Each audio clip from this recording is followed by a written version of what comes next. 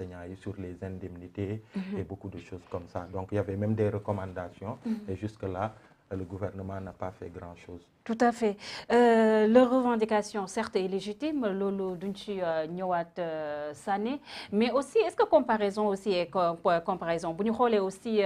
enseignants yi mun nañoo wax ne en termes de koppar lu ñuy coûter li nga xam ne mooy état bu Sénégal mun nañu wax ne c'est plus de la moitié li nga xam ne mooy recette budgétaire bien vrai que mun nañu wax ne ñoom ak magistrats yooyu bu ñu amee ay hiérarchie da leen war a sax jéem a yemale mais sur ce est-ce que enseignants yi ba tey mun nañu wax ne état du Sénégal fu mu toll ni def na effort malgré que moo waxoon li nga xam ne c'était des accords réalistes et réalisables. On se souvient de cette phrase du président de la République Macky Sall ak beau-frère Mansour Faye en 2014 mais 90 milliards de francs CFA comme ni nga ko waxee ñu jógee si li nga xam ne mooy Covid-19 xale yi fu mu toll ni ñoom sax wàcc nañ si terrain bi pour dem li nga xam ne mooy grève est-ce que ñoom aussi waruñoo laisser un peu. Oui, mais dans la mesure du possible aussi et le gouvernement fait tout pour d'y mettre en mal des Sénégalais avec d'autres Sénégalais. Les enseignants,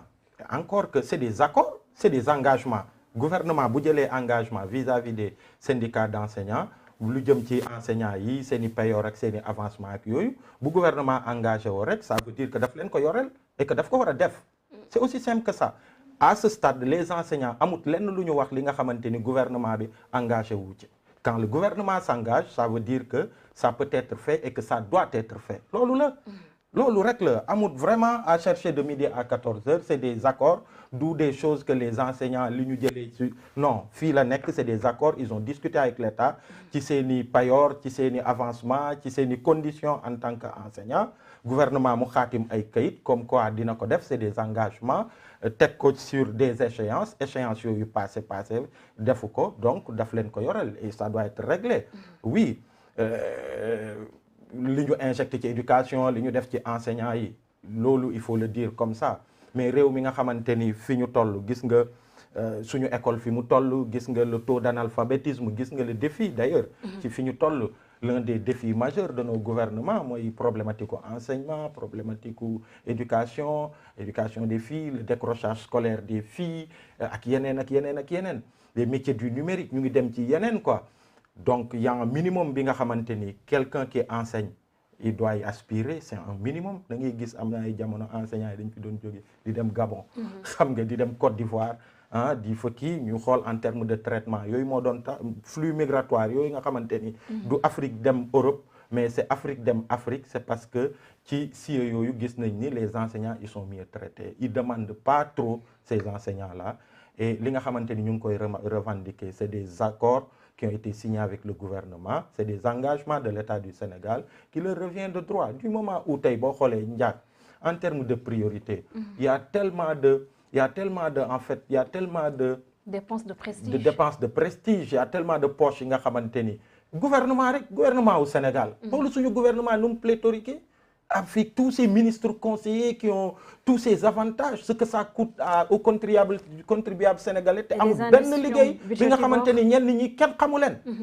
dañu ne kii ministre conseiller c'est quoi qu'est-ce qu'il fait la taille du gouvernement du Sénégal les charges du gouvernement les ministres conseillers les envoyés spéciaux les xawma lan ak lan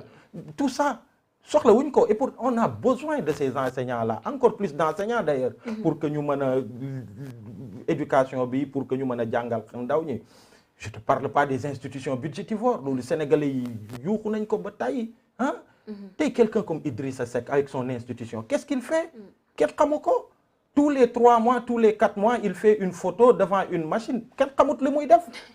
mais oui en termes de priorité les Sénégalais ces institutions yi nga am Macky daf ko fi teg di ci caser clientèle politique am muy am de grosses ressources de ay manne financière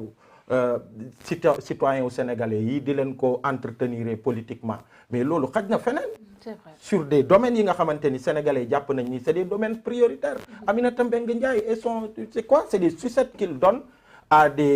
une clientèle politique à des alliés di leen xëpp xaalis bu bëri des milliards de francs CFA ci dara te sénégalais yi du seen priorité gisuñu njëriñu institution yooyu ak yeneen donc vraiment les enseignants nañu ay combat bu légitime la en tout cas sur ce point là bu ma amoon ay en tout cas bu ma amoon ay bémol ou bien bu ñu amoon ay des choses yi nga xamante ni on pense que non on l'aurait dit, mais sur ce cas précis c'est des engagements et le gouvernement il doit les tenir, et malheureusement et j'espère que ce ne sera pas le cas. xam nga mu am yeneen accord ci kaw accord nga xam ne duñ leen respecter encore, day doon on diffère le problème. beneen gouvernement bu ñëwee mais même avant, même si ak beneen gouvernement ils sont encore là jusqu'en 2024, donc on ne sera pas à l'abri encore de d'autres grèves wala ay blocages yu ni mel. Donc il faut que ñu traiter ko de façon sérieuse, pouvoir prendre des engagements qu'ils puissent honorer face aux syndicats, et puis que ñu mën leen respecter dans le temps quoi. Et bàyyi parfois ne oui, il y a un accord, il va y avoir des augmentations de tel ordre, et après ils se rendent compte quand ils vont recevoir leur paie que joxe nañ ko main gauche, retirer ko main droite à travers ay impôts, ay taxes yoo xamante ni, des ponctions yoo xamante ni kenn xamut fu mu jóge quoi. Donc il faut vraiment éviter ces choses là. On parle de revendications légitimes te loolu kenn du si discuter, mais ça n'est par rapport ak suñu niveau yi xale yi fu mu toll nii mun nañu wax ne que dañoo constater fu mu toll nii il y a de cela près de 10 ans benn baisse de niveau bu considérable. Bien vrai que les enseignants ont le droit de revendiquer li nga xam ne mooy seen dû, mais tey jii qu'est-ce qu'on doit faire aussi pour améliorer le niveau de nos enfants aussi? Man dama jàpp ni et beaucoup de Sénégalais le disent, beaucoup ñu bëri ñi nga xamante ni sax ñoom ils sont mieux placés que moi pour wax ci mbirum enseignement lañ koy wax. On pense qu'à un moment il faut s'arrêter. Malheureusement Macky Sall defu ko, mais je pense que pour les futurs gouvernements qui arrivent, il faut refaire les états généraux de l'éducation du Sénégal. xool ban